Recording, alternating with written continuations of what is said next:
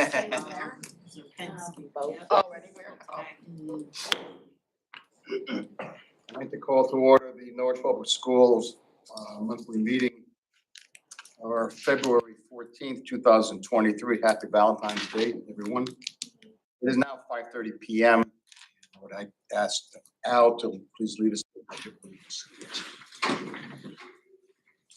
I pledge allegiance to the flag of the United States of America and to the republic for which it stands, one nation, under God, indivisible, with liberty and justice for all.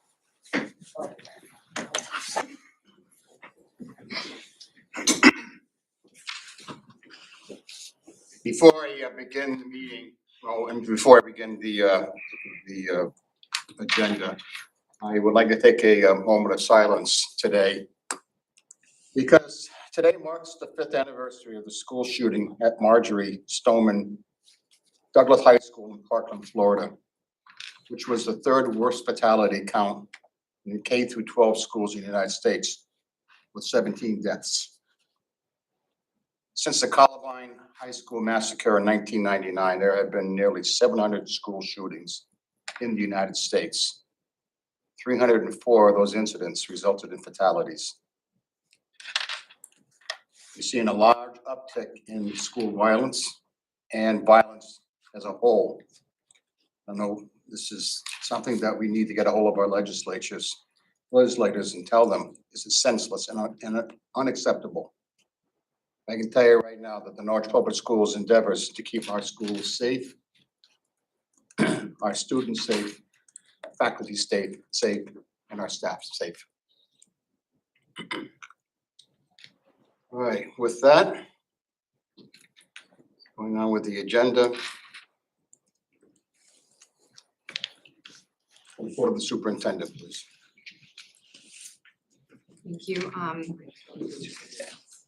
The approval of the minutes. Oh, I forgot. Yes, I'm sorry. I apologize. Thank you very much. Before we move on to that, I need a motion from the floor to approve the minutes of the Board of Education meeting of January 10th, 2023. Kevin Saitani, I will make the move to approve the minutes from January 10th, 2023. Second. Perry, I'll second. And we have a second. Is there any discussion? Any omissions? Any corrections? Hearing none. All those in favor say aye. Aye. I vote aye as well. All opposed? It's you. I'm sorry, there was one correction that I need to put in here. We have the meeting, the minutes, the board went into executive session at 7:13 p.m. And then later, the next 2 paragraphs, it says the meeting was adjourned at 7 p.m. So how can the meeting be adjourned before we went into executive session? Time has to be changed on that. From executive session. That's. Yeah, there's nothing with the board returned from executive session at, there's no time. All right.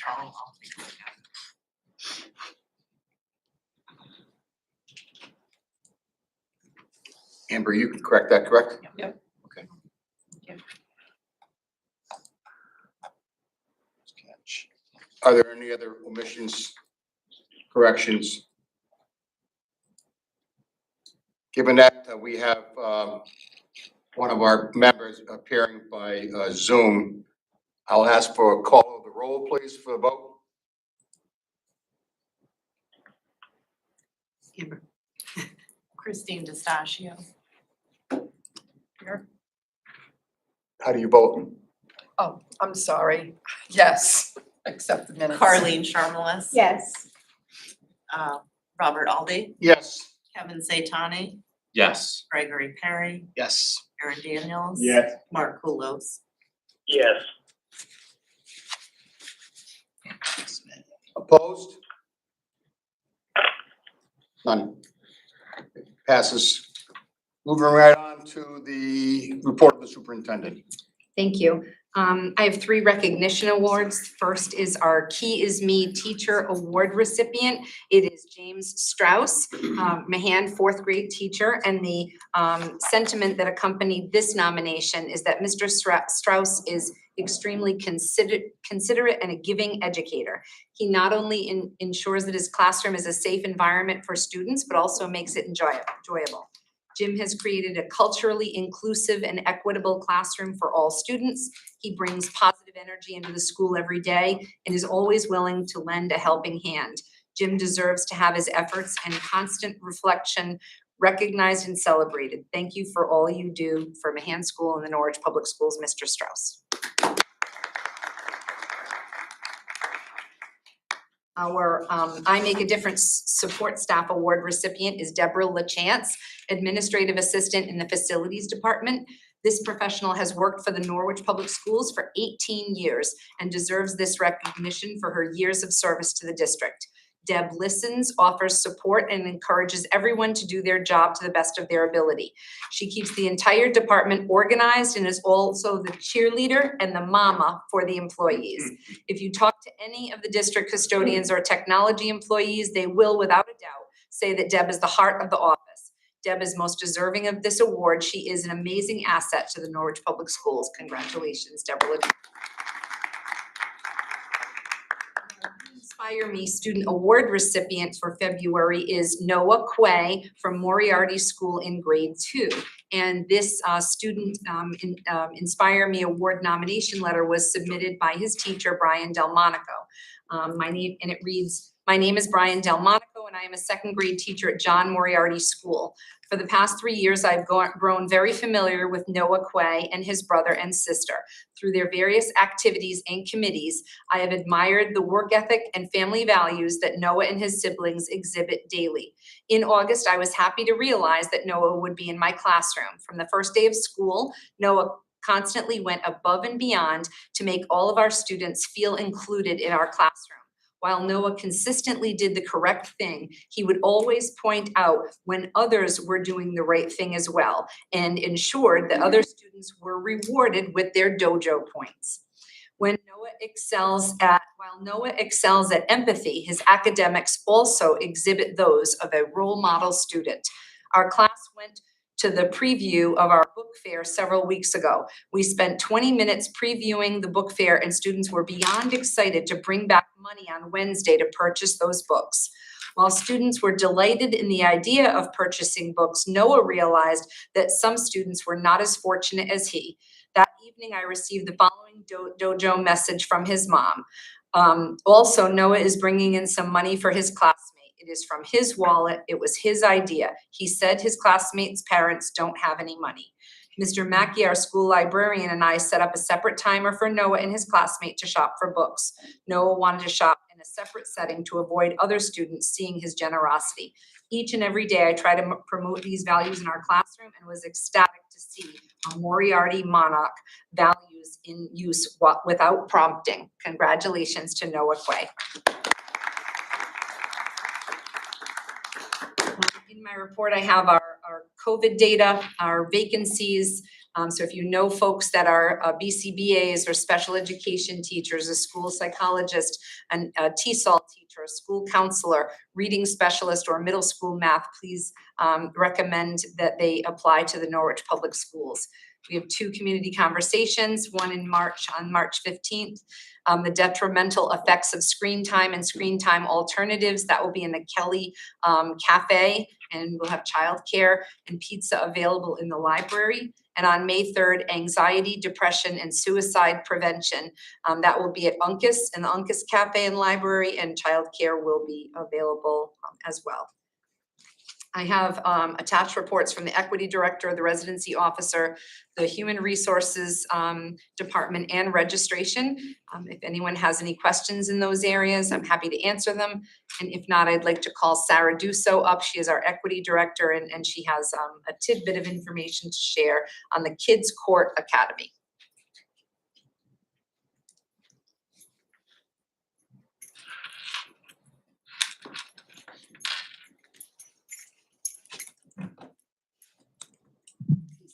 Hello, everyone. So I'm honored to speak tonight about Kids Speaks. It is part of the Kids Court Academy, but it is a separate contest that they are offering. Kids Speak is an essay contest in which middle school students are able to focus on a social justice topic of choice. They can then submit their essays to the UConn board and the Kids Court Academy to have them judged and reviewed. They can present their topics. They also have opportunities in the past, and I believe this year will be virtual, to be able to work with the UConn School of Law in order to hear different perspectives and different points on issues of diversity, equity, anti-bullying is one of the topics, and school climate. This year's topics are right to vote, mental health, social justice reimagined, clean slate bill 2023, housing crisis, and do unto others. And I brought the pamphlet from the Kids Speak contest if you'd like to learn more about the history, the purpose. So we are encouraging our middle school students to participate in this essay writing contest. It is not part of our curriculum, but it is optional for them to do so.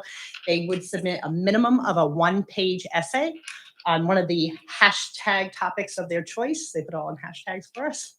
And then up to, but no more than 2 pages. Our Transition Academy students, of course, our high school program, they are also able to participate in the high school portion if they would like.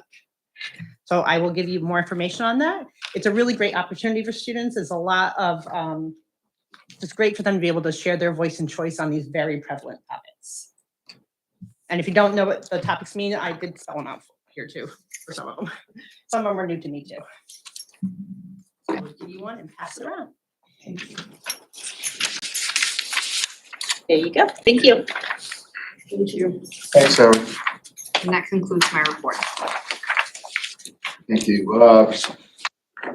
Report the Assistant Superintendent. Good evening, everyone. Good evening. I just want to highlight a couple of things. I know you have my report. I did tell you that it would get pretty lengthy because I just wanted to share the data with you and show all the wonderful work that our teachers are doing, our administration is doing with the learning of the unit assessments for grades K2, also the coaching that's happening and how our coaches are improving student outcomes as a result. So you have that information for you. But the 2 things I just wanted to highlight, one is that summer school communication did go out to families. Summer school will be virtual this summer. And so that students will receive devices for this summer school programming. The second outcome that I just wanted to communicate is that per the legislation for pre-K 3 on selecting an approved reading program by the State Department of Education, that the Curriculum Council did meet in the end of January and did make a selection. They chose the Savas Learning Program. So that will be our reading program that going forward, I'm currently working and have begun conversations with Savas to schedule PD, professional development, starting in the spring to kind of front load so that teachers can begin planning and thinking about next year. So that concludes my report, unless you have questions that you'd like for me to answer.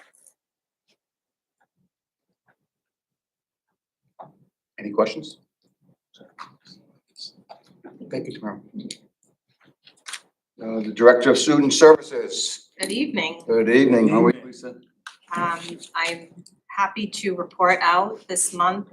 In the report, you'll notice a visual of our Office of Student Services and the vision. It's an update for you to get a sense of some of the things that are occurring currently. We're in the middle of onboarding our board certified behavior analysts in safety care curriculum, which is a de-escalation curriculum that will be utilized across the district beginning in the fall.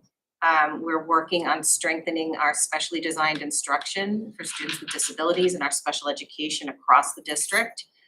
One of the pieces of that is unique learning system, which is now in our complex needs classes, and we are doing professional development, a full day of professional development with that system coming up on the 22nd. Looking also for other options for students and ways to strengthen that instruction. Additionally, we are working on the high leverage practices in special education. as well as I'm very happy to report, and I've been talking a lot about this, the inclusion institutes that have been occurring in the district. We are down 2. We've done 2 inclusion institutes and have one coming up at the end of the month. And we have them scheduled pretty much in process at all of the schools. So I'm really excited about that work and building plans for students to expand their time in general education. In addition to that, we're looking at our programming and ways to streamline and consolidate special programs to make them as effective as possible for our students. So I wanted just to bring, and also I should mention too, our work towards inclusive practice, which would bring co-teaching, a more co-teaching based model to the district for our students across the district. So I wanted really just to bring your attention to those big things that are happening in student services. And in addition to that, you can see in the report some pictures from the 2 inclusion institutes that we've done already, and some additional professional development that's coming up and information regarding our unique learning system, which I had mentioned. We also will have an in-person family collaborative. We've had 2 virtual experiences, and this will be in person, and that's a save the date on March 8th. In addition, in board docs, you'll see a new report for school health. So Laura Dietrich has worked with me on that, and there are lots of really wonderful things happening in school health, and I wanted to bring your attention to that as well. And I'm happy to answer any questions that you may have. Questions? Thank you, Lisa. You're welcome. Bob? Good evening. All of the operating reports are in your board packet, but I do have 3 slides that I want to focus on, and I'm going to put them on the screen because I think it'll be easier for everyone in the room. I think I'm getting okay at this now. I need help from the beginning. Yes. Yeah, that's it. I want to get rid of this stuff on the side. Presentation.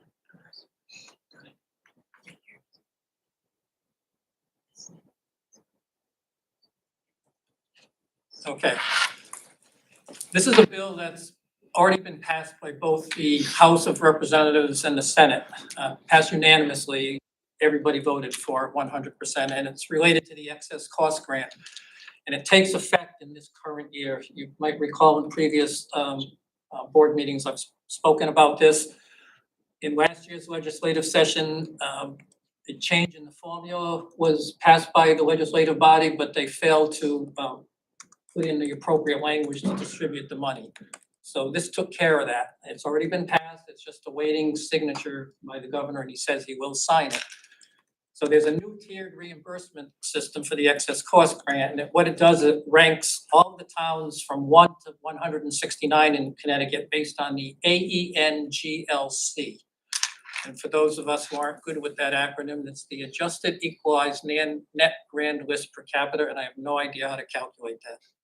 So Norwich ranks 169 out of 161 out of 169, so we would be in the top tier. It's broken out into 3 different layers. So what that does is it would increase our reimbursement from 76.25% to 91%.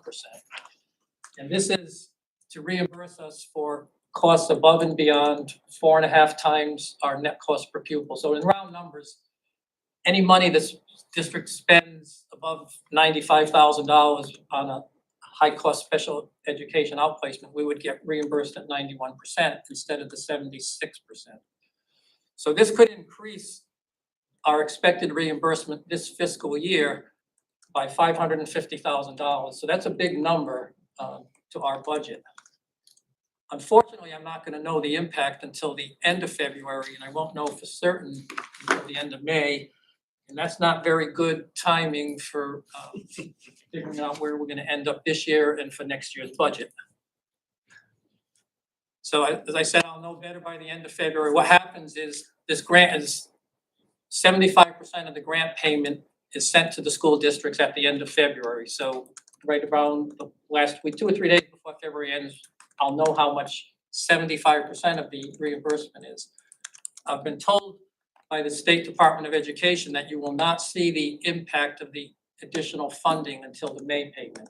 So I'll have a good idea, but I'm not gonna know for certain until I see it. So what does that mean for our current year budget? I had budgeted $1,342,254 as a grant revenue item to our Board of Ed, special ed expenses. So what that would do is reduce our overall budget by offset the special ed expenses by that amount. As you know, I've spoken about the difficulty this year we've had with higher education expenses, both in the transportation side and tuition placements for our students. So we're the budget in that line. So with this increase in funding, it could increase our grant by over $1 million. So because of the formula change and higher costs, that's a big number, but and will be very impactful for doing a forecast for this year and for budgeting next year. Obviously, I already presented to the subcommittee our special ed tuition budget along with all other tuitions, but that amount was based on 75%, not 91%. So this was the first time last week when I got to see what the new higher rate is. So that's gonna change that budget in our favor. And that's critical for forecasting this year. But unfortunately, I'd like to know right now because we have 5 months to go in the year, but I'm not gonna know for certain until May. So that's a very important piece of legislation that impacts the public school system, obviously the city. This is a very important bill that's before the legislative body right now, House Bill 5003. The governor released his budget last week, and he's increasing the ECS funding formula to Norwich by $1,033,232 in both 23-24 and 24-25. My assumption, like previous years, that increase is going to be reflected to the district through the Alliance ECS portion. The governor's budget keeps the same phase-in schedule in place so that we would be fully funded to our level that we should be by 2028. So this phase-in began in 2019 for towns receiving increases and will be complete by 2028. What House Bill 5003 does, it accelerates this funding phase-in and it would be complete by 2025. It has significant support on both the Democratic and Republican side. I believe the bill is sponsored by 30 Democrats.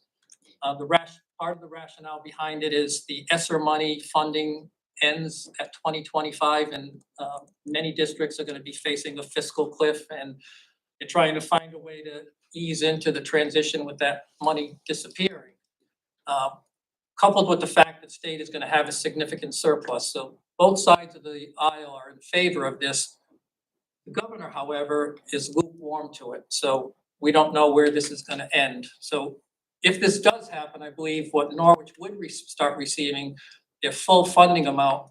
And what I've been able to pull off the internet, I think would be getting the 46 million by 2025 instead of waiting till 2028. So that would be significant to us because we'd receive millions of dollars sooner. The other big piece of this legislation is it would eliminate the general education tuition billings for magnet school and agri-voag programs. That would take effect in 2025. In next year's budget, we have over $900,000 budgeted for magnet school tuitions and VOAG. So if that passes, that would be significant. Our operating budget would be reduced by over 900 grand going forward. So those are the two things I wanted to focus on tonight. That one has immediate impact for this year is the excess cost grant passing, that corrective language legislation, and this one is up in the air. And at a minimum, our Alliance grant will go up by $1 million. But I'm hopeful that the legislative body will be able to persuade the governor to go along and that this will pass. It's great news. So how do I get out of that? Thank you, Bob. Anything else? Not yet. Okay. I'm sure there'll be more. Yeah, there will be. Any questions for Mr. Supensky? Go to that. All right. Moving on to reports, public comments. Is there anybody signed up for public comment? No. Is there anybody here that wish to come forward for public comment?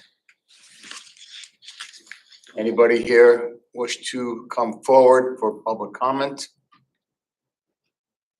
Anyone here care to come forward for public comment? I declare public comment closed. Christine. I don't, I'm sorry, I meant to interject earlier. I just had one question of Tamara, Ms. Gloucester. Is that possible to ask at this time? No, absenteeist. I haven't seen anything. How is that going? That's on Dr. Stringfell's report in the academic Hers, all report. right, I looked at yours, all right, I'll review that. Thank you. I hope it's improved. Has it improved? Slightly. Thank you. Can I just quickly say a comment too? I just want to say thank you for including the pictures of the murals at Oh. Global and Kelly. They're very beautiful. Awesome. Thank you. Kelly and Global are doing some amazing things to, motivate students, attract them, to keep them coming to school. So, and the murals is part of that, and so it's a very positive environment. We had them years ago. Yeah. Okay. Let's move on to a new business. Not the first reads here, but the number one on 4.1 on our agenda. First read and discussion regarding designated high schools, policy number 5116, which is included on your in your board docs. This is a policy that was enacted back in February of 2015 to offer students in Norwich not only the campus of NFA, but we branched out to other schools to give them a choice of going to, it ended up being Waterford, Griswold, Ledyard, Bacon Academy, and along with that came the cost factor of paying the tuition and the transportation. Well, it's becoming very clear to a lot of us here at Norwich Public Schools and the board that the school of choice right now for Norwich students, Norwich Free Academy, is hurting. They're for students, and their enrollment is down. And as you know, they hit us with a 7.25% per student increase. And one of the reasons why is because of the fact that their enrollment is down, not only through the regional area, but also through international students. So this policy really needs to be looked at and discussed, and to maybe streamline the choices. And I've asked Bob Sapensky to put together a brief slideshow to show you just what we could save in costs if we were to eliminate schools of choice going forward into the next year. Any student that is currently enrolled in these schools would not be, affected unless they chose to come back. They would finish out their term. They would finish out their school year and hopefully graduate from that school. What we're talking about is new students going, given the choice of going there. So Bob, if you could present that for us, Yeah, I please. have 4 or 5 slides that I'll share with everyone. But before I do, I would just point out that this is hypothetical, and it's my look at it from a business perspective. NFA, unlike a public school system, does not have tax revenue, citizen support, city council, or board of finance support. Majority of their operating revenue comes from tuitions, and they did have declining enrollment like every school, and they've gone down below what I believe is their optimal number to operate effectively and efficiently with the given programs that they have. They've lost foreign students. If you think about it, a wealthy international family isn't gonna send a child over here for remote learning, and that's what COVID brought. So they're in the recovery phase for that. So NFA is very important to the Norwich Public School System. It's occupies right now about 27% of our entire budget. On the, between the NFA sped tuitions and regular tuitions, next year's budget is $25 million. That's a big number. So my assumption is that since most of NFA's operating revenue is tuition driven, they have to have a minimum targeted enrollment number to be effective and operate efficiently. In 21-22, their enrollment was listed as 2,073 students. Tuition was $13,643 per student. Norwich receives a $200 discount for being the host community, fire, police protection, et cetera. Between our sped student body and regular students, we send this year 1,478 students, so we are 73% of NFA's enrollment. So we are very important to them, and equally they're very important to us. If I went back to pre-COVID enrollment, it was published at 2,234. So I like round numbers, so maybe their target enrollment number is 2,250. I'm sure when NFA thought about a 7.25% increase, they thought about it very long and hard because that's not a very popular thing. And they know towns can't afford that and it doesn't go over well.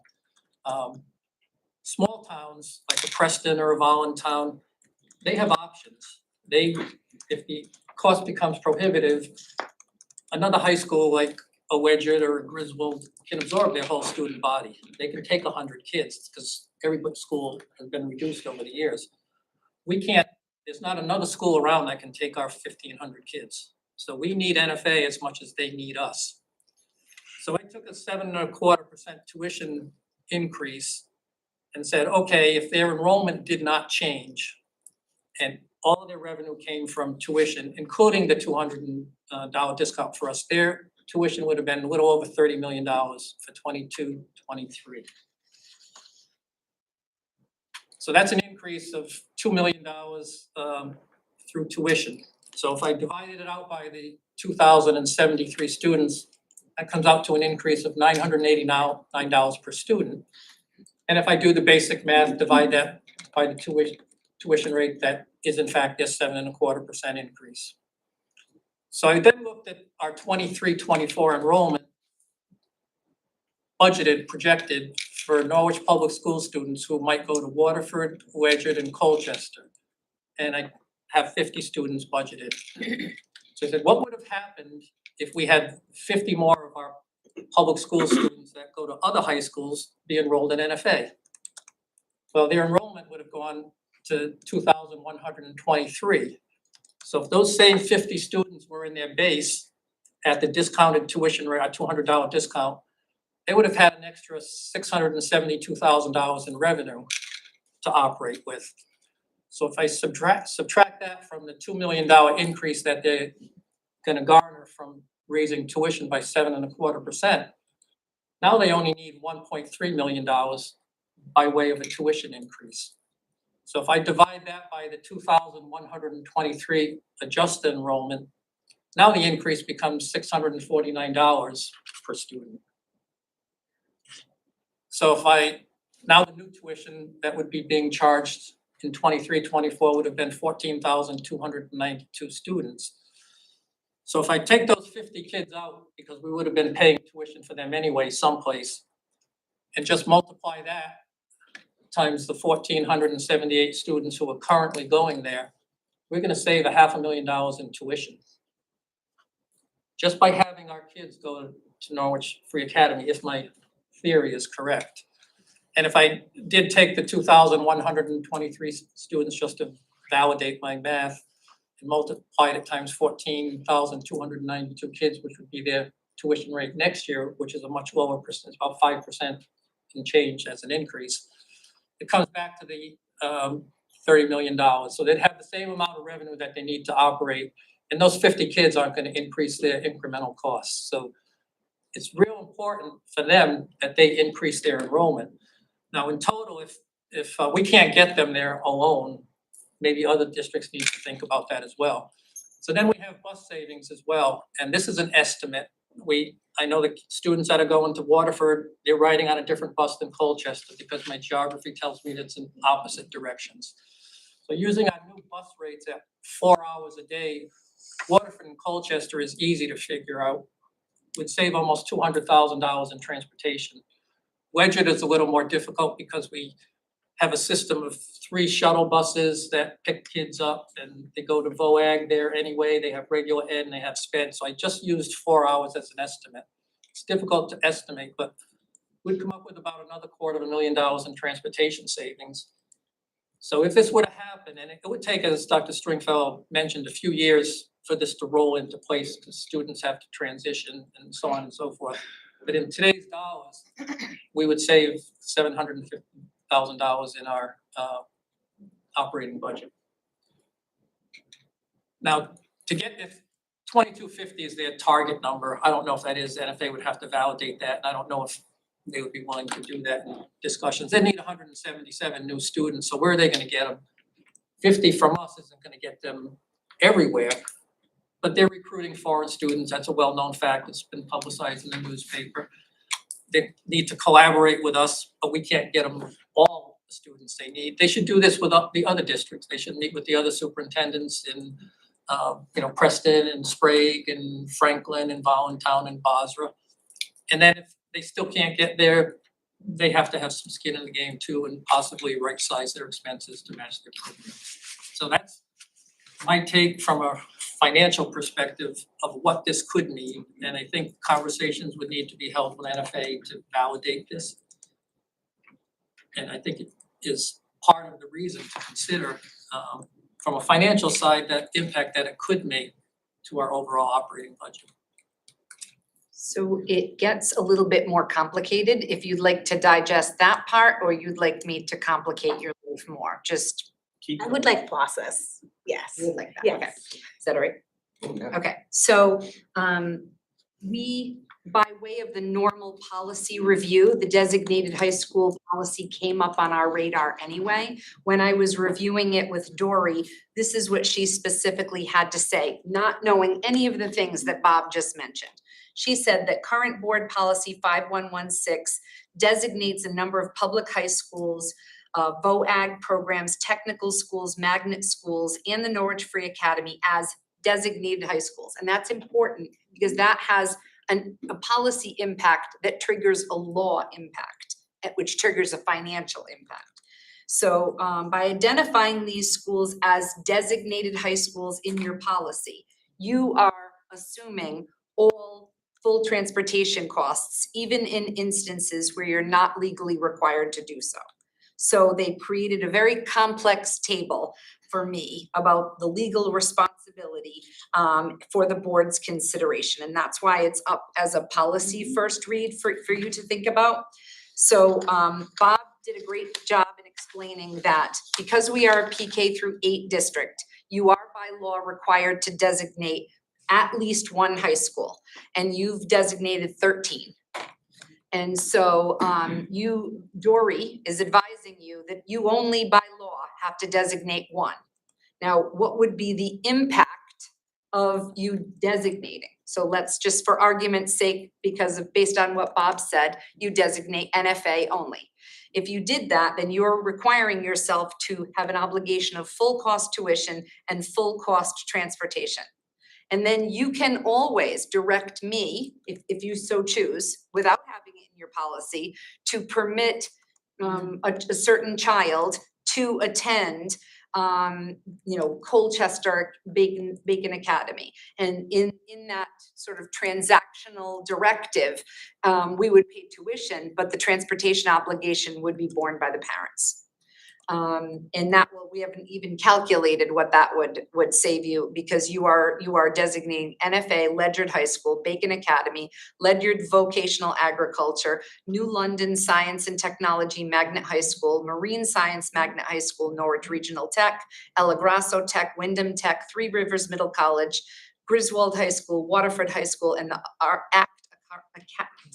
ACT Arts Magnet High School in Willimantic / Wyndham. So the next law is that you have to acknowledge the endowed academy in our area. And so you would end up with NFA no matter what, because they are the endowed academy in our area.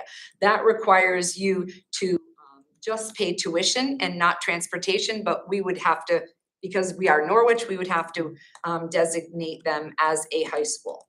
Then there's the Regional Agriculture and Science Technology Education Center law. And so this, we have a tuition full cost. This is ledgered in our region. So although we have ledgered, she is suggesting removing ledgered VOAG from your designated high school. You still have a state law obligation to to pay the full cost of tuition for a student who elects to go there, but it doesn't have to be in your policy as a designated high school. By putting it in your policy as a designated high school, you assume the full cost of transportation. If by law, you're only required to pay what's called reasonable and necessary costs with a 6,000 student cap to transportation. So there would be savings. Excuse me, just turn the page. Technical high schools. So for technical high schools, you have 3. They are funded by the state, so you're not paying any tuition. And if you don't designate them as a high school, then you're only paying up to $6,000 per student for the transportation. So if transportation costs went beyond that to Norwich Tech, you're only responsible for up to $6,000. My understanding is that by having Ella Grosso and Wyndham not as a designated high school, then it would be your choice as to how much transportation cost to pay. But I would have to clarify that one. Magnet schools, full cost, if any, full cost if the district, if located within the district for transportation. So you've designated 3 Rivers, which is in Norwich, and the others are outside of Norwich. So it's not clear to Bob and I why some schools that our children attend are in this policy and others that our children attend, like the STEM Magnet Middle School, Nathan Hale Magnet Middle School, Winthrop Magnet School, Friendship School, Regional Multi-Magnet, Charles Barrows, Connecticut River Academy, and Quinebaug Middle College. Kids from Norwich go there, but they're not in your policy. So I know that's a lot.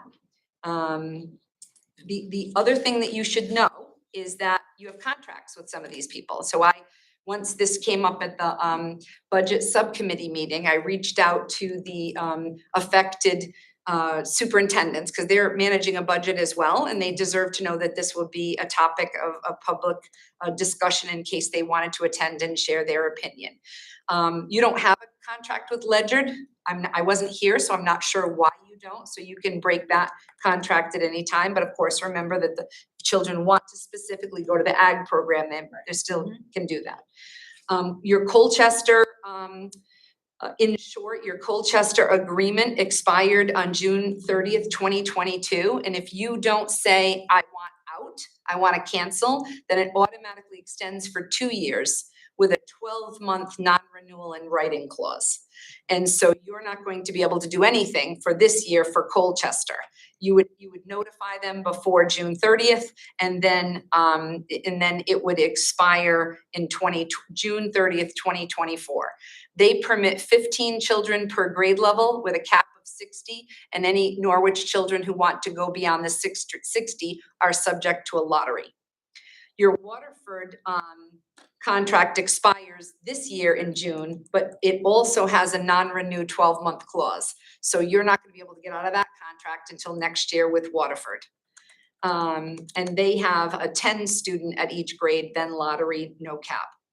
Griswold, you don't pay transportation for because they piggybacked off the transportation hub with the technical schools. And they require a 12-month notice. They expire June 30th, 2021, an automatic 2-year renewal with a 12-month prior written notice. So you can't get out of that this year either. Our special education department will request that if you're going to do this, that you still permit us to send students to the Griswold High School, particularly their special education programming. It is not programming, as I understand it, that is easily replicated in any other place, including NFA, and our students' needs are getting met very well there. And so I reassured the Griswold superintendent that I would speak on that topic, but at the end of the day, it's up to you. I was going to ask that you consider permitting students to continue to matriculate. You made a commitment to them. I just think that's the right thing to do, but Chairman Alday already spoke to that. And, you know, I'll do my best to try to answer any questions. I did ask 3 specific questions of Dory. Maybe if I can say those out loud, if something was unclear, Dory's words are probably more helpful than mine. So I said, for technical high schools, Norwich Tech, Grasso Tech, and Wyndham Tech, Dory, you state that we may be paying for more schools than necessary. Does that mean we only need to provide one, or do we need to send students somewhere else if Norwich Tech does not provide a specific program? For example, if they want plumbing and they only offer like carpentry. She said the board is not required to designate any technical education and career school, but students can apply to any of those listed via a separate application process. Tuition is funded by the state. The district is responsible for cost for transportation to technical schools up to $6,000. By designating these schools, you are making yourself responsible for full transportation costs. If those costs exceed more than $6,000 per student, you're paying more than required. My second question was, for the magnet high school, you've indicated that we may be paying for more than necessary. Do we need to provide tuition and transportation to all schools listed as magnet schools, New London Science and Tech, Marine Science, and ACT, or do we just need 1 or 2? And she said, generally, the board is responsible for full tuition costs for magnet schools and full transportation if the magnet school is located within Norwich. But by designating the magnet schools, you have made yourself responsible for full transportation and costs as a matter of policy, not as a matter of law. And then my third question was, for the magnet elementary and middle schools, we pay tuition, but we do not transport. Are we required to do that at all? Because I'm positive in my life here at Norwich, it works the other way. So I have to ask that. If a Norwich resident attends a magnet school, the board is responsible for full tuition, no matter where the school is located. So we are doing the right thing, and full transportation if the school is located in Norwich, but not otherwise. So we've not designated that list that I gave you last, and we are transporting to Norwich. So that one we're getting right. Sorry, that was a lot, but it's a complex process. It's a big issue. It's a very big issue, and it was a big issue back in 2015 when this thing first came to light. And it worked, but as it gets a little, bit longer, here we are in 2023. The economy was different back in 2015, and the economy is different now, eight years later. And we are, although the education hasn't changed, the monies coming in and going out have changed. So this is something that really needs some attention, a lot of attention. And especially when you designate, put that word designate attached to the school itself. Bob? Yeah, one more point to muddy the waters a little bit. When it comes to transportation, our transportation contract with our vendor is for 180 school days. That's based on our That's right. school calendar. Mhm. Okay. So if any one of those designated schools has a different calendar, we pay additional days for transportation. And the months when that happens, the additional incremental costs have ranged between $13,000 to $30,000 or $40,000 a day. So our calendar doesn't always mesh with the Wedgwood, the Waterford, the Bacon, the Griswold, and these other designated schools. Most of the time it does, but there's always some days that are different. Early release days, so that complicates it even further or adds cost to it. As I process what I think you're asking us to contemplate, or asking the board to contemplate, it appears that what you would want to do is only designate NFA and then decide on a case-by-case basis where it is a matter of law, where, you know, where your obligation lies in terms of the transportation cost, because you will bear the cost for all those other schools for their tuition, except for Ledyard, Colchester, Waterford, and Griswold. And House Bill 5003 could change the tuition for the VOAG school, which is currently set by the state. Right. It's $6,083, and the magnet school tuitions could go away by 2025, but that's uncertain at this point. And that's a good point, because if the law changes and you still got them in the policy, you're still obligated to pay the tuition even though the law changes.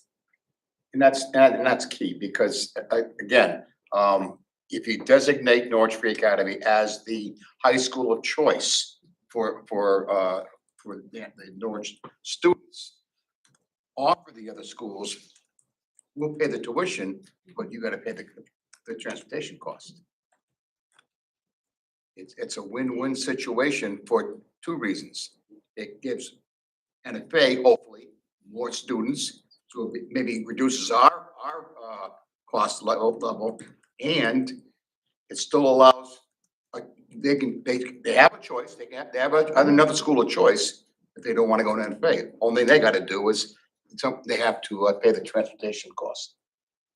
And it's in these economic times, it's all about saving money. And I think that the pro tem would agree to that. In sitting in our audience tonight from the city council. You want me to respond to that? No, sir. No, sir. Al. And you were here when we did these things. We wanted to give our students more choices. That's just the best way to put it. There could have been some underlying things, but we're not gonna worry about that. The big thing, because we are about the kids. And we wanted to give them more choices, and we were willing to, we knew it was gonna cost us some money. We did, when we did. It wasn't a surprise. The question that we've got, since this is the first read, that we've got to ask over this next month is, do we still want to provide those choices and how we're going to do it? Yep. It's a balancing act, but we all know that all kids don't learn the same. And NFA, though a great school it is not the fit for everyone there. So as we think about this and we talk to our neighbors and get the other information, that's the other thing we need to think about, because everything we write, everything we tell ourselves, everything we say in these meetings is that we're about the kids. So don't forget that. I know our pocketbook is important, but we want kids coming out of Norwich that are ready to handle life. And if they can't or unable or feel they are unable, they're eighth graders, they don't know. But they feel that they are unable from whatever they've heard or thought, that they can't get that in Norwich. We hope that we can find in our hearts, in our pocketbook, a way to help them reach that goal. That's it, sir. Yeah, Mark Kulis here. I have a question. Go ahead, Mark. All right, so as a matter of law, whether we designate or not, we're still on the hook for transportation costs for Norwich Tech and Three Rivers. Is that correct? Yes.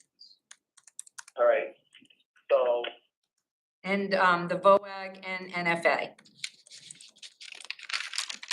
Stop me if I'm going awry, The Bob. Ledyard VOAG? Yes, All right, because that's the only VOAG in our area, is that correct? yes, That's our regional. that's our regional. And I will share with you the legal advice and so that you can read it yourself.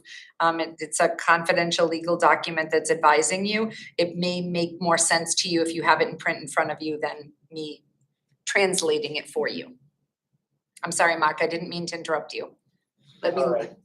So then the magnet schools, we don't, there's no requirement that we designating a magnet school or several magnet schools?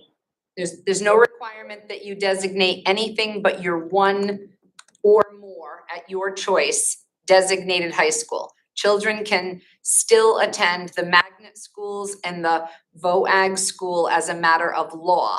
And then your transportation cost is likely going to be lower. They'll still get transported. They can't charge us more than $6,000 per student. But as a matter of law, we must designate at least one magnet school? No magnet schools have to be designated. No VOAG schools have to be designated. No technical schools have to be designated. Children are entitled to go to those by law, so it doesn't have to be duplicative within your policy. We have to designate NFA because they are our endowed academy. And that can be your only designated high school, which has an effect on transportation costs.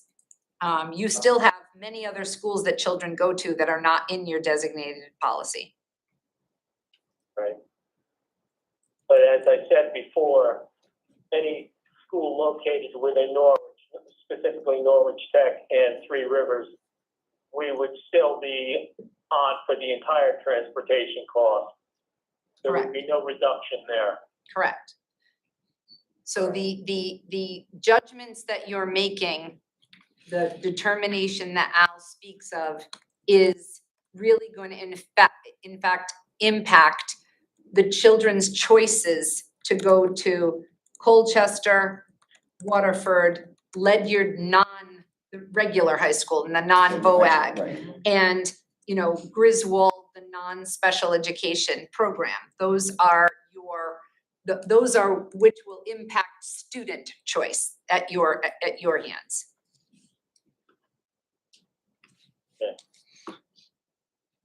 The tuition would be paid, Mark, as you know, by the taxpayers. However, the transportation would be up to the parent or guardian of that child or children. And you don't, once you make them. Exceeding 6,000, is that correct? So I just want to make sure we're talking about the same thing. So let's take Ledyard. Let's take Bacon Academy. Ledyard's complicated because of VOAG. If you undesignate Bacon Academy, then you have no obligation after your contract is resolved with them to send any children there. Nothing prevents a parent from appealing to you to send your child to the California Bacon Academy. Yep. Then that's always the right of a citizen to come forward and ask you to do that, but it's not an automatic thing. You're automatically permitting up to 15, plus lottery students to go to Colchester, and you're obligating, as Al said, you knew that in the beginning, for the tuition and full transportation. If you undesignate them, you can direct us, have a meeting and say, we're not putting it in policy, but kids are allowed to go to Griswold for special education programs or regular education programs. Nothing precludes you from doing that. Or you can just say, all application for admittance to anything other than NFA, you have to come and appeal to the board. Yeah, as Dr. Stringfellow said, there is latitude for the board to decide what to do. You can have it a case by case basis. You could probably write into your policy that you'll pay the tuition for these 3 schools, but not designate them as a high school. I live in a small town, and to Al's point of providing opportunities that maybe NFA isn't suitable. They designate NFA and then a smaller school like Griswold. And when I came to work here, one of the things that I was amazed at is, wow, Norwich Public Schools has 5 designated high schools. Forget about the magnet Give schools. 13. But they designate, but I meant the traditional high schools, because Right. anyone can go to the magnet schools and there's no reason to designate them. But as far as high school choices, 5 choices for the kids in Norwich, and most I've ever seen is 2. I think Preston might have Ledyard and NFA. Voluntown has Griswold and NFA. I'm not sure what the other small towns are, but it's usually 2 to offer that variety. I think Norwich is back in the intent. You've exceeded that expectation, and back then there were no maybe enrollment issues at NFA. The enrollment was high, so it didn't matter if our kids went somewhere else to that. And just a little history, if I may, Mr. Go Chairman. ahead. Ledyard was, when it was like one of our first ones, because we already had kids going to the VOAG, so they just stuck them on the same bus. They didn't come to the same board. Right. So it was that was an easy choice. But again, as other schools went down, they came to us and gave us presentations, and they told us this is how we'll be different than NFA for your students, and apparently some of the students liked it. And to Al's point, I was working in one of those districts, and it was strategic initiative that the superintendents were given by their boards.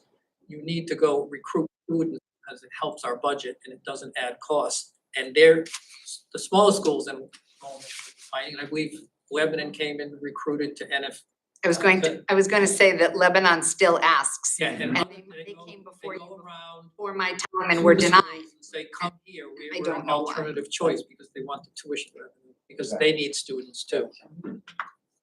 Everybody's in the same boat. Right. You know, and that was back then and still is today. It's a big decision to make. I would ask all the board members to look at this with, think outside the box, but, look at it from a near perspective of what's the best for our kids. And bring back the questions, because we'll be voting on this next month. And I want to make sure that we get it right. I just have one more Sure. question. So this policy is currently in place. We have contract with a lot of these schools currently in place. Mhm. And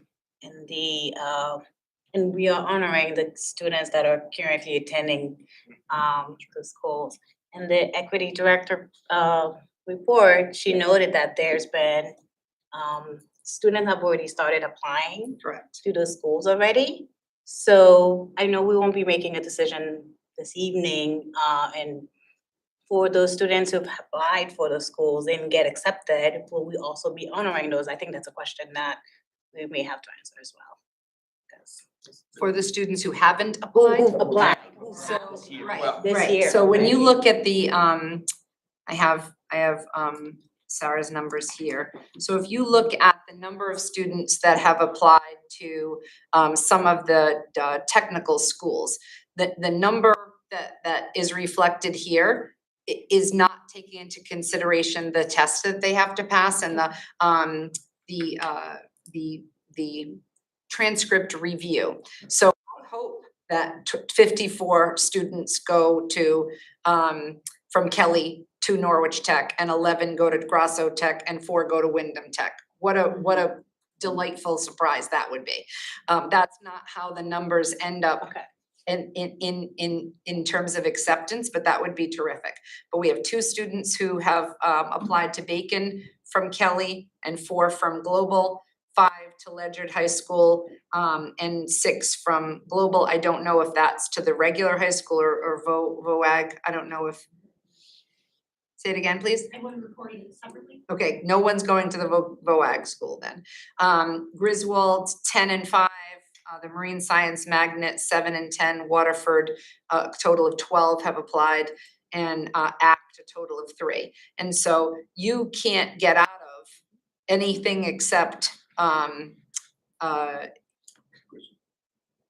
ledgered. So I don't wanna say I don't know what you're gonna do next month, so I don't wanna assure anyone unnecessarily, but it appears that you don't have a choice about students going to the tech schools. If they get accepted, they go, whether it's in your designated policy or not, and students aren't going to be impacted by how much you're eventually charged for tuition, transportation, forgive me. But it's gonna be it'll be the Ledyard students who are impacted, these 8th graders. And then the following year, it'll be everybody else, except for the techs and the Kristen, can you be able to also, just so that, we keep it as a document for all board members, the information that you just provided, so that we could just, That's already in the equity director's report Oh. tonight. So if you click on board docs under my report, there will be an equity director report and I she's see, put I it see. under school counselors. It's already there, but you may not have noticed that in the context of this conversation. I see, okay. To add to Dr. Stringfield's comment, reality will change when we get the bills and school actually starts, because that's now, and the numbers end up being very different. Another piece that impacts this is residency. So if students apply to go to any number of schools, we'll take Ledyard again, and then their residency changes, they can still attend that school, but the tuition goes to another town to pay. That happens constantly. That and withdrawals. So students withdrawing, I think quitting high school at a certain age, we get a steady stream of withdrawals, starting, I shouldn't say a steady stream, a couple of withdrawals, or starting in January till June, unfortunately, from high school students in the state. Christine? I just want to make sure I have this. So the kids that have already applied, regardless of whether they were accepted or not, they probably don't know yet, we're already committed to. Except for Them Ledyard. matriculating, yes, except for Ledyard. So we're already in the, okay, for another 4 years. But the piece that you can have more control over is if you undesignate them all from your policy, Right. then that'll trigger me to set, and I'm not suggesting that that's what you want to do, but it'll, for the traditional high schools, it will trigger a letter from my office or Bob's letting them know that students can apply, to go there, but they're not guaranteed. You can decide that based on budget or based on the merit of what the child is looking for in a different school. But it also, I would recommend to you that no matter what you do for the traditional high schools, undesignate the ags, the techs, all of them, because the children will not be impacted. Children choice will not be impacted, but the state, as I understand it, would pay more of the transportation than we would have been paid historically. That to me seems to be pretty clear, The big takeaway from this. right? Because it doesn't impact student Taking them off the opportunity. designated list. That's the big thing. Right, Yeah, We're not, yeah. we're not fully responsible for the transportation. and kids still get to go there. And they still need to go there. Any other discussion? Thank you. All right. And you can see there are other first reads on the in the new business. And we'll vote on those next month. All right. Moving on to unfinished business action item, updates to policy 1330, use of the school facilities. This was up for a first read last month. I just want to make sure you know that the calendar was in there for a first read. Just bring that to your attention. I apologize for interjecting, Chairman. Okay. So you want the school facilities? Yep. This was, as I recall, there's no real big rationale as to why this has been left over, but it was left over, you didn't approve it. This is, we had some comments that came forward from Alderman Neuendorf last month regarding, support for this school facilities project because it makes clear the eligible organizations for priority of use are Norwich communities. And so Bob is prepared to answer any questions that you have about this policy, but it is here for a action item approval tonight.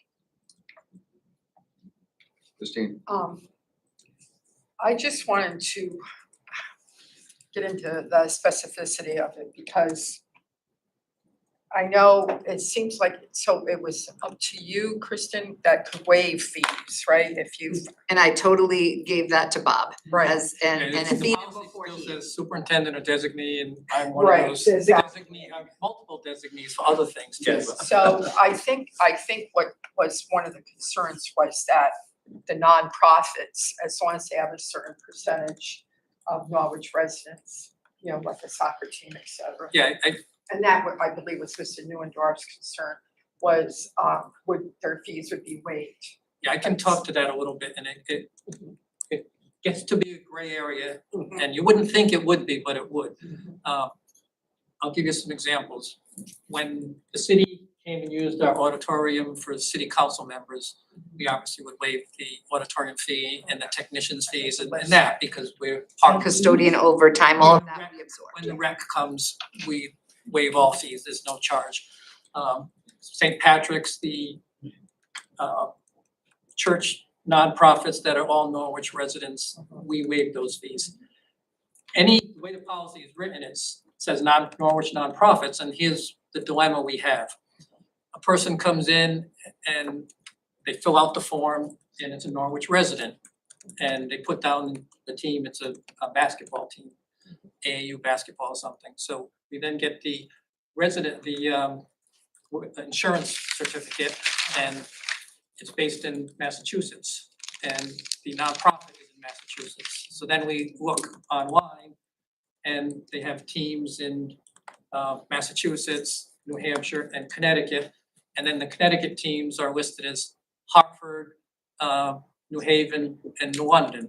So our assumption is, we haven't inquired that because my children played AAU sports too, and they played on a Rhode Island team, that, well, if there are 15 girls or boys on this team, the parent who's involved with this is putting in as a Norwich nonprofit, and there might be 2 kids on the team out of 15, there could be 12, we don't know. So what we were gonna do is have a rule for those nonprofits that might not be Norwich based. I mean, it's Connecticut Stars basketball, if you go on their website, they'll have a tournament, they'll have tryouts, and then you can look, there's an old ad for the Kelly gym being advertised, tryout fee is $25 per kid to try out. So you're gonna have 100 kids here trying out for that team, or it's multiple ages, there's like 10 different age groups, they're gonna make a lot of money. We spend $20,000 to $25,000 refinishing these gyms, and I, as an administrator responsible for this, I look at this for the benefit of Norwich kids. And I don't know what the true benefit would be. It's a Norwich nonprofit technically, because that's who applied for it. They're making a lot of money for these tryouts, and I don't have a hardship charging them for the rental of the gym or the custodial help, especially on the weekend when these are, we have to pay overtime for a custodian to come in. So it's not as clear of an area that all Norwich nonprofits get. Now, is this a Norwich youth soccer? By all means. So we have to look at these on a case-by-case basis. If it's a New London team, and this, the letter we get, we're serving Norwich kids, and then we look at it and, well, yeah, you're serving 4 kids. If the board wants us to approve that, I don't have a problem doing that, but we it gets a do. little dicey.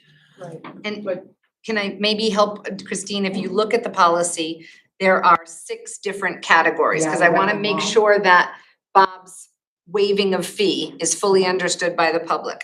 So there's a rental fee that we would charge, and then associated costs. Associated costs, if it's school sponsored, so, Ashley Favela wants to have Mahan use the Kelly gym for whatever, basketball practice.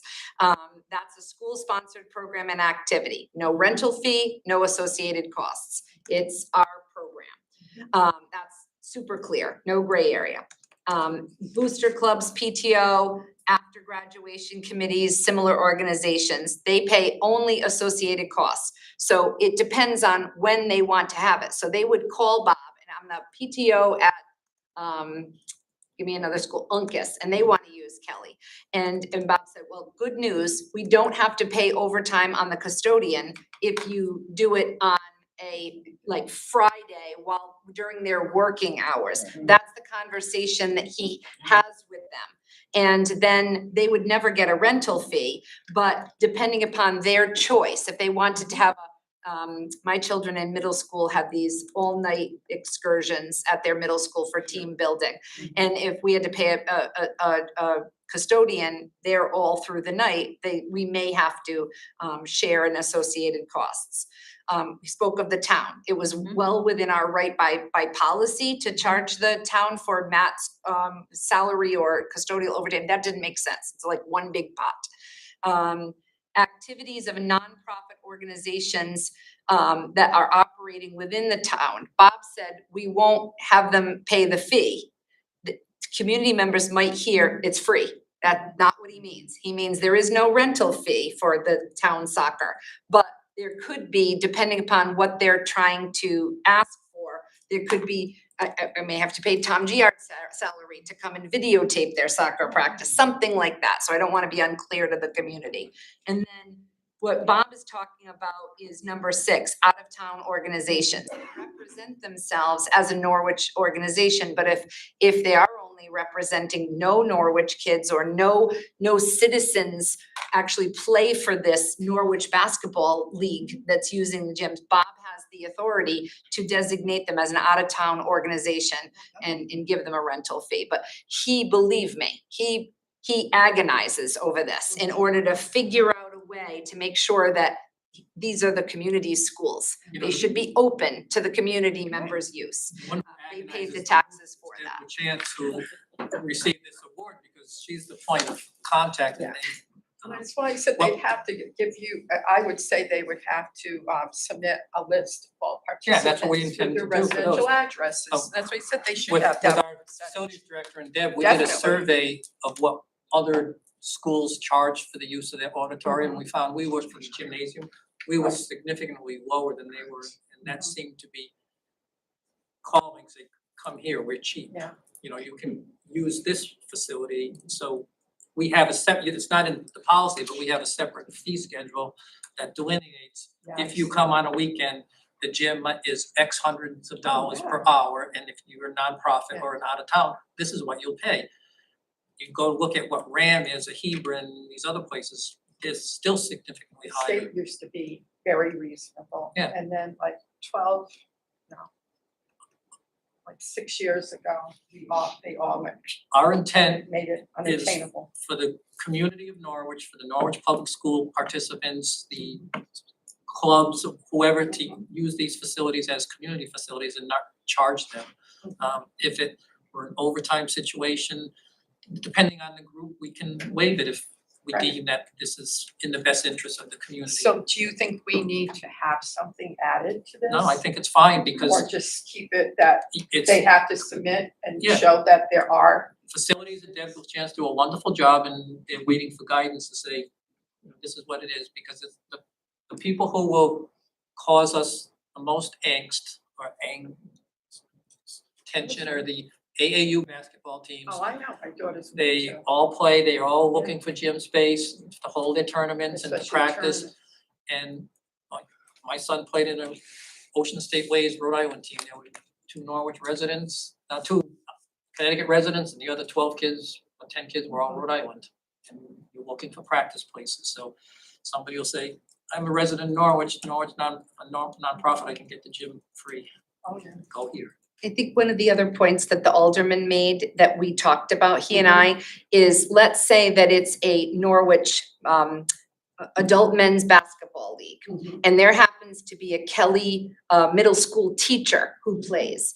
He was saying, well, then why, already, because we're in Norwich and we all live here in Norwich, there's no rental fee. Why can't the associated costs be waived if the teacher or staff member is willing to clean up and lock up?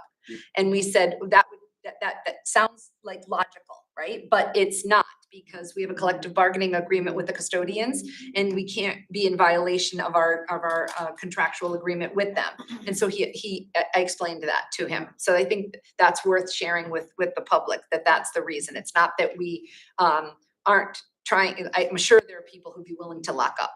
And that's for the, like, weekends, during the week. It it's no depends on the issue if you're school. out by 10. It Yeah. depends on the school, so that we have different custodial coverage at Mahan than we do here at Kelly.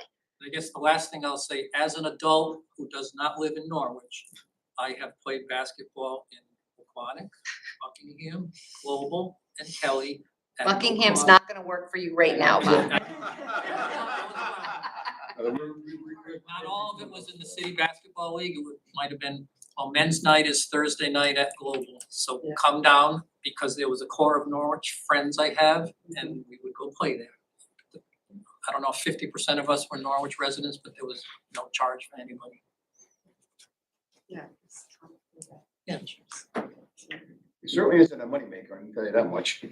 No, And that's and why. honestly, if it- Deb LaChance is worth her weight in gold, because she manages all this and lines it up for Bob to be able to consider. It's complex. So So- we might be charging some of these AAU teams that might not have been charged in the past, and they might not like it, and it will unfortunately be She'll have to directed do the towards her, project, but- and that's unfair.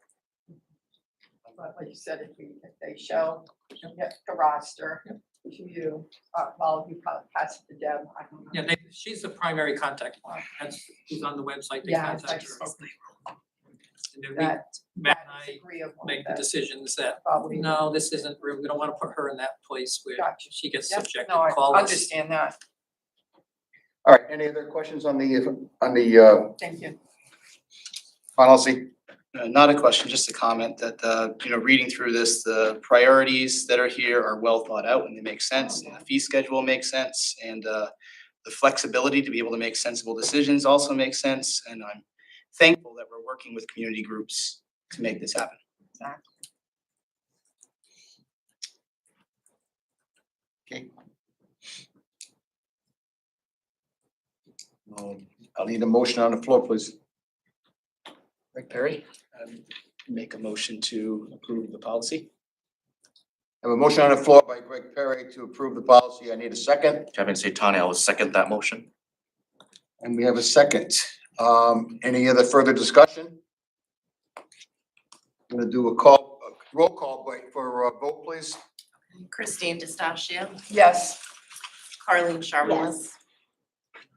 Robert Aldi, Yes. Kevin Sutton, Yes. Gregory Perry. yes. Sorry, I'm losing my voice. Aaron Daniels. Yes. Mark Willows. Yes. 7 in favor? All those opposed? So voted. Unanimous. All right.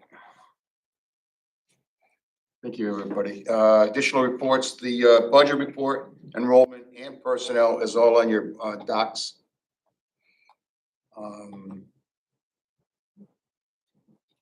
And that's about it until we go into, that takes care of the business right now.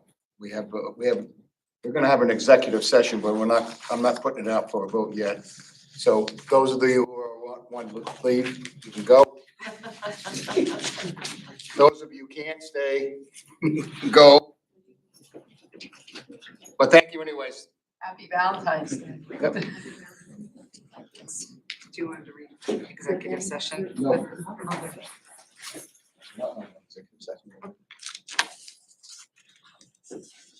I gotta read it. He has to read his thing to put his. No, go to this I have to. Oh. You have your email. I have to write it. Want me to go find them? You have to be, We want to eat first. I'll give you a thumb drive, you can come. Yes, you can eat. But you can't stay in open session, I don't think. I'll go out without. Make the motion to go into executive There's session. a, there's a policy that, I have that. I got it here right here too.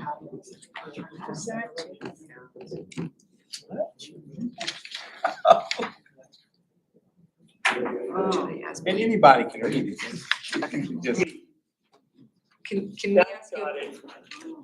He has it, yeah. Hang on for a minute, Mark.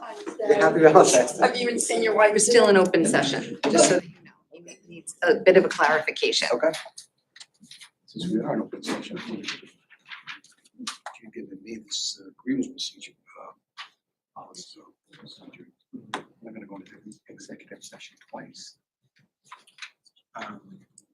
We begin open session once we're ready to start the grievance hearing. And then we go into executive session. So does it go to a non-meeting so that they can, I'm just taking a recess. okay, take a recess. Yeah. Perfect. Yeah. Let's do that, yeah.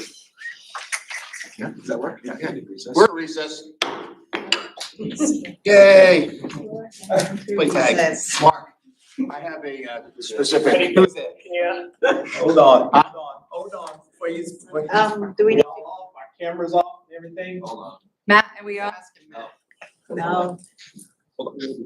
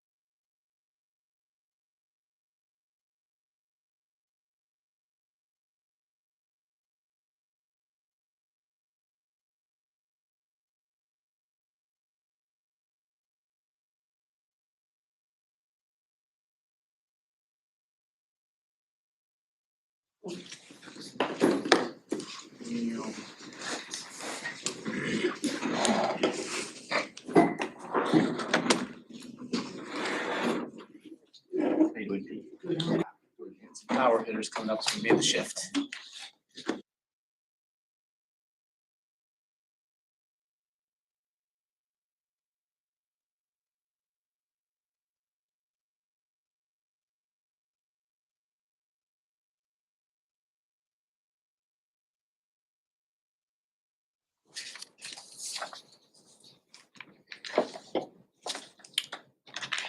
All right, we're out of recess. All right, are we ready for the motion? No, I got it, Mark, hang on.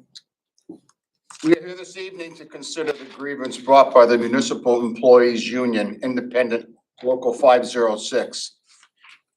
My understanding is that the grievance relates to the conduct of an employee. Does the employee have any objection to conducting the evidentiary portion of this hearing in executive session? No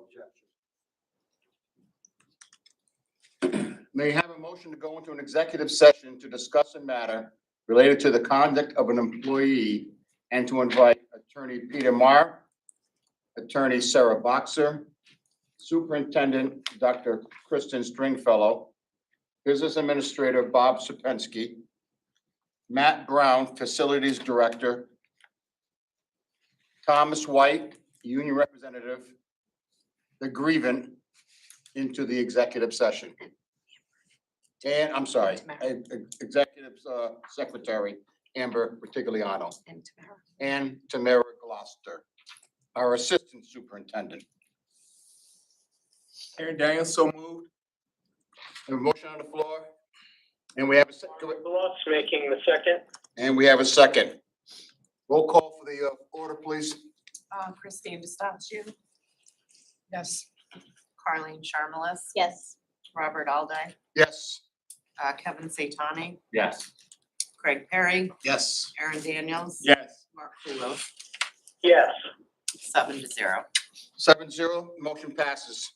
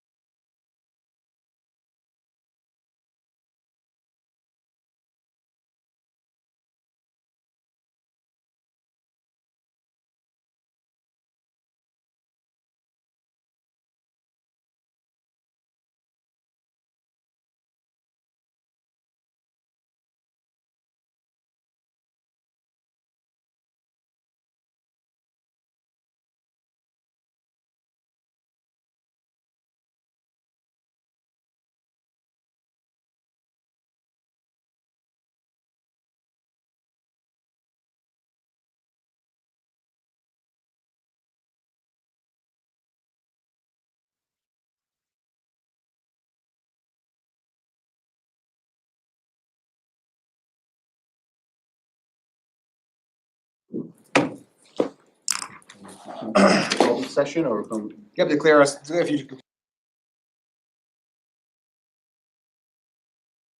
As soon as they're ready with the.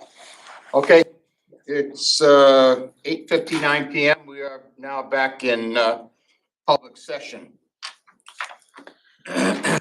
Is there a motion regarding the disposition of the grievance?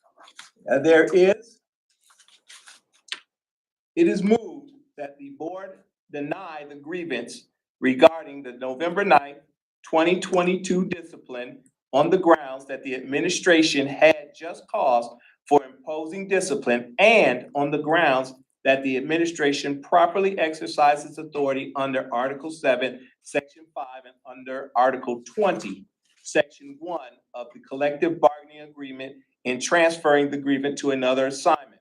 The Board of Education authorizes and directs the board chair to confirm the board's decision to the custodians and maintainers union in writing in accordance with the timeline set forth in the collective bargaining agreement. There's a motion on the floor. I need a second. Kevin Saitani, I will second that motion. The second. Kevin. Kevin. Kevin, I'm sorry. Kevin made, okay. Is there any further discussion? Hearing none, roll call the vote, please. Christine D'Stasio, Aye. Carleen Sharmalis, Yes. Robert Alday, Yes. Kevin Saitani, I vote yes. Gregory Perry, Yes. Aaron Daniels. Yes. And Mark Kulos. Yes. 7-0. 7-0. Anybody opposed? Unanimous. So voted. Need a motion to adjourn? Carlene will make that motion. Second? Christine D'Stasio, second it. All those in favor? Aye. Aye. Aye. Mark Kulos, aye.